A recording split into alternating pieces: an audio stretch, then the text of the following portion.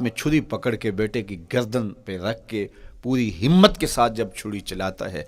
تو آواز آتی ہے فلما اسلم وتلہ للجبین ونادیناہ ان یا ابراہیم قد صدقت الرؤیا انا کذالک نجزی المحسنین۔ ابراہیم بس کرو، تم نے واقعی خواب پورا کر دکھایا۔ اپنی بیوی کو، اپنے نو مولود بچے کو وادی غیر ذی زرع میں چھوڑ آنا، جہاں کچھ بھی میسر نہیں تھا۔ یہاں آپ کو آپ کے ماں باپ چھوڑ کے جاتے ہیں، ایک خوبصورت آسودہ ماحول ہے، اور آپ کو جس مقصد کے لیے چھوڑ کے جا رہے ہیں تو وہ مقصد بھی آپ کے اور ان کے پیش نظر ہے، لیکن اس کے باوجود بھی جو ہے وہ آنکھیں نم ہو جاتی ہوں گی کہ ہم اپنی اولاد کو یہاں چھوڑ کے جا رہے ہیں، جبکہ ایک محفوظ پناہ گاہ میں آپ کو چھوڑ کے گئے۔ آپ کی تربیت کرنے والا ایک جو ہے وہ توانا طبقہ اور ایک توانا جو ہے وہ سٹاف موجود ہے جو آپ کی فکری، ذہنی، بدنی تربیت کے لیے کوشاں ہیں، لیکن اس کے باوجود بھی والدین محسوس کرتے ہیں لیکن اپنے نو مولود بچے کو وہاں چھوڑ کے جانا جہاں آب و دانہ بھی میسر نہیں تھا۔ مورخ اسلام فی جلندری نے اس وادی کا نقشہ کھینچتے ہوئے کہا، وہ وادی جس میں وحشت بھی قدم رکھتی تھی ڈر ڈر کے، جہاں پھرتے تھے آوارہ تھپیڑے بادے سر سر کے، جہاں پر گھاس اگتی تھی، جہاں نہ پھول کھلتے تھے، مگر وہ سرزمیں تھی آسماں بھی جھک کے ملتے تھے۔ تو اس وادی میں چھوڑ کے آنا، حضرت ابراہیم نے جو امتحانات دیے، اس لیے ان کی قسم کی، چونکہ جواب قسم کا تعلق بنتا ہے تو قسم ابراہیم کے پاکیزہ وجود کی کہ جنہوں نے دکھ سہے، تکالیف آلام گوارا کی، لیکن پائے سوات میں لغزش نہیں آنے دی۔ تیسری قسم میرے حضور کے پاکیزہ وجود کی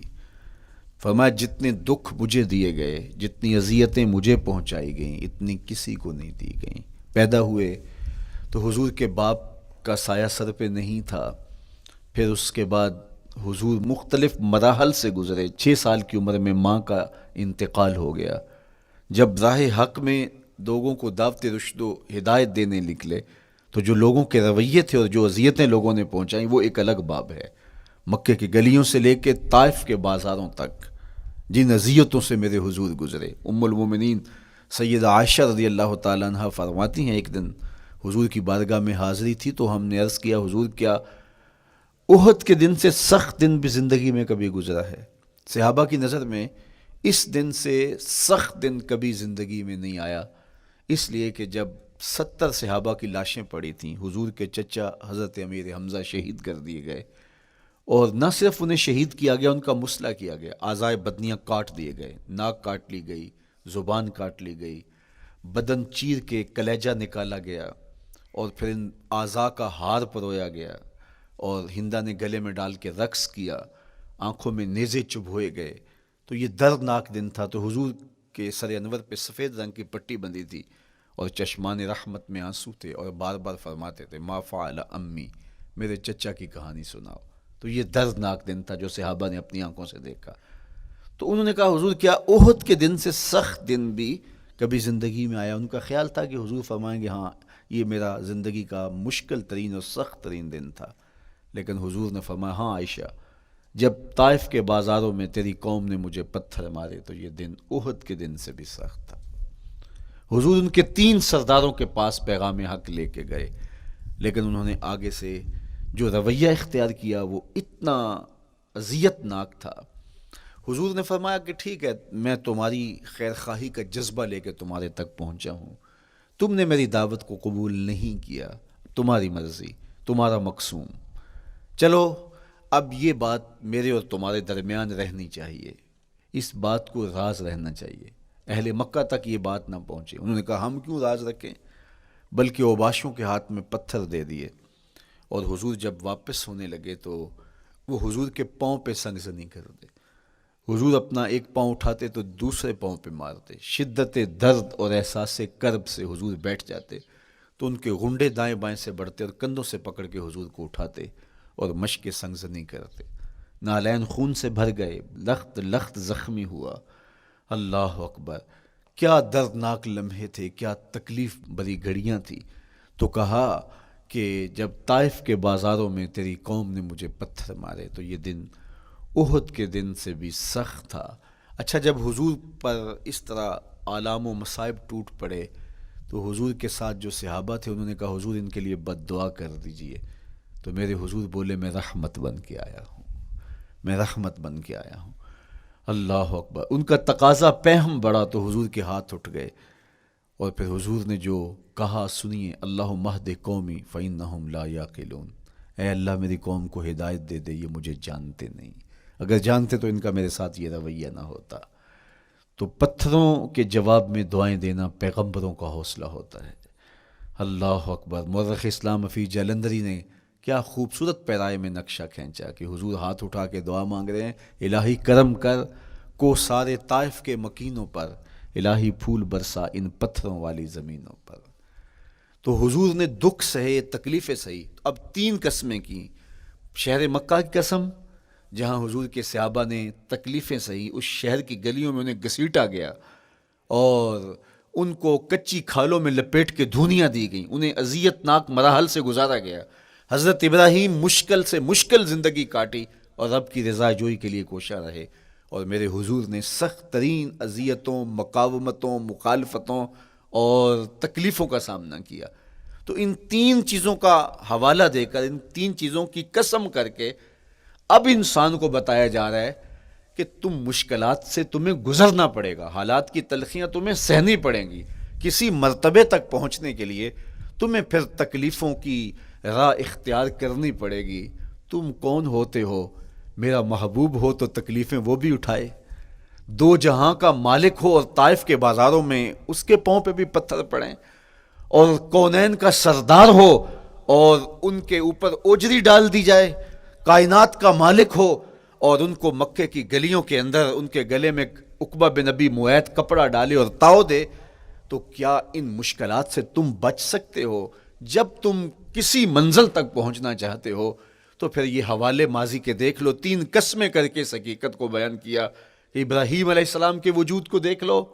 حضرت مصطفیٰ کریم علیہ السلام کی ذات ستودہ صفات کو دیکھ لو، اور مکے کی گلیوں میں صحابہ کے ساتھ جو ظلم اور جبر ہوئے اور انہوں نے جو مصیبتیں اور مشقتیں کاٹی وہ ساری دیکھ لو۔ تو 3 قسمیں کھا کر کے کہا کہ بے شک انسان مشقتوں میں رہتا پیدا کیا گیا ہے۔ اس لیے قافلہ انسانی کے وہ افراد جو کسی منزل کے متلاشی ہوتے ہیں، جو جستجو کی زندگی بسر کر رہے ہوتے ہیں، ان کو پھر مشکلات سے گزرنا پڑتا ہے اور حالات کی تلخیاں ان کو گوارا کرنا پڑتا ہے، کشاکش حیات سے ان کو ٹکرانا پڑتا ہے، اور ان کو آگے بڑھنے کے لیے ان کو تکلیفوں سے گزر کر کے، جان گسل مراحل سے گزر کر کے پھر منزل کی طرف عازم سفر ہونا پڑتا ہے۔ کیا میں نے اس خاکدان سے کنارہ، جہاں رزق کا نام ہے آب و دانہ، پلٹنا جھپٹنا جھپٹ کر پلٹنا، لہو گرم رکھنے کا ہے ایک بہانہ، پرندوں کی دنیا کا درویش ہوں میں کہ شاہی بناتا نہیں آشیانہ۔ تو زندگی مشکل مراحل سے گزر جانے کا نام ہے۔ اقبال نے کہا تھا ہے شباب اپنے لہو کی آگ میں جلنے کا نام۔ یہ زندگی آسان نہیں ہے، یہ حالات کی تلخیوں کا مقابلہ کرنے کا نام ہے، یہ ضبط نفس کا نام ہے، یہ اپنے من کی تربیت کا نام ہے۔ حضرت امام راضی آیت کریمہ کے تحت لکھتے ہیں کہ جب بچہ شکم مادر میں ہوتا ہے تو وہ 3 پردوں میں ہوتا ہے، ایک جھلی کا پردہ، ایک رحم مادر کا پردہ اور ایک پیٹ کا پردہ۔ تو 3 پردوں میں وہ بیچارہ بڑی عجیب سی حالت میں ہوتا ہے۔ یہ اس کا پہلا مرحلہ ہے تخلیق کے بعد، اس کے بعد پیدائش کا دوسرا مرحلہ ہے، یہ زچہ بچہ دونوں کے لیے موت و حیات کے مرحلے ہوتے ہیں۔ اس کے بعد وہ پیدا ہوا، اس دنیا پہ آیا، تو اس کی مشکل کیا ہے؟ زبان ہے بولنا نہیں جانتا، دیکھتا ہے پہچان نہیں سکتا، سنتا ہے سمجھ نہیں سکتا، ہاتھ ہیں پکڑ نہیں سکتا، ٹانگیں ہیں چل نہیں سکتا۔ کتنی مشکل بن گئی، یہ سب کچھ چیزیں ہونے کے باوجود بھی وہ بے بس دکھائی دیتا ہے، اس کو دودھ مانگنے کے لیے بھی رونا پڑتا ہے۔ تو یہ ایک مرحلہ تھا۔ پھر آہستہ آہستہ اس نے بولنا سیکھا، ایک ایک حرف کر کے، لفظ لفظ جوڑ کے وہ جملے مکمل کرتا رہا۔ آج تو زبان کا طوطی بولتا ہے، آج تو بات کریں تو جو ہے وہ ماحول تھم جاتا ہے، لیکن انسان ذرا پلٹ کے آغوش مادر میں تیری ماں نے ایک ایک حرف تجھے سکھایا تھا، ایک ایک لفظ تجھے سکھایا تھا، لفظ لفظ کر کے، حرف حرف کر کے جملے بنے۔ اور آج تیری گفتار کی شوخی کے تذکرے زمانے میں ہیں، تو پھر تجھے بولنا سکھایا، تو چل نہیں سکتا تھا، آج تیری جو ہے وہ جولانیاں دیکھنے والی ہیں، تیری رفتار کو کوئی چھو نہیں سکتا ہے، تیری آنکھوں کی بجلیاں آج عقابوں سے بڑھ کر ہیں، آج تیرے کانوں کے اندر نغموں کا جہاں آباد ہے، آج تیرے ہاتھوں کی گرفت کہ آگے شیر غراں بھی ہو تو وہ بھی بے بس ہو جاتا ہے، لیکن دیکھ تو کتنا مجبور تھا۔ اچھا چلو وہاں سے آگے آئے، پھر زندگی کو سیکھنا پڑتا ہے، آداب سیکھنے پڑتے ہیں، کس سے کیا بات کرنی ہے سیکھنا پڑتا ہے، آگے بڑھے، جوانی کی دہلیز پہ پہنچے۔ جوانی انسان کی زندگی کا باقپن ہوتا ہے، عروج ہوتا ہے،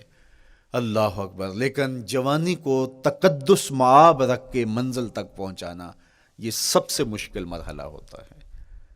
چونکہ جذبات بے قابو ہیں، خواہشیں آوارہ ہیں، اور تا حد نظر نظارے ہی نظارے جو دل کو کھینچتے ہیں۔ اب اپنے